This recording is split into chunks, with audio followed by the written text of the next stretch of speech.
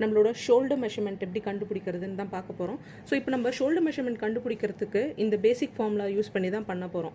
அதாவது இப்போ நான் வந்து ஹாஃப் ஷோல்டர் என்ன அப்படின்றத தான் காட்ட போகிறேன். அதுக்கப்புறம் அது ஃபுல் ஷோல்டரை எப்படி கன்வெர்ட் பண்ணுறது அப்படின்றத பார்ப்போம். ஃபார் எக்ஸாம்பிள், உங்களோட ஃபுல் பஸ்ட் மெஷர்மெண்ட் 39 இன்ச்சஸாக இருந்துச்சுன்னா தட்ஸ் டிவைடட் பை 4. அதை -2 இன்ச்சஸ் பண்ணிங்கன்னா உங்களுக்கான மெஷர்மெண்ட் கிடச்சிரும். இந்த மெஷர்மெண்ட் வந்து உங்களோட ஹாஃப் ஷோல்டரோட மெஷர்மெண்ட். இந்த பாயிண்ட்டை நீங்கள் வந்து இன்டூ 2 பண்ணிங்கன்னா உங்களுக்கு ஃபுல் ஷோல்டர் மெஷர்மெண்ட் கிடச்சிரும்.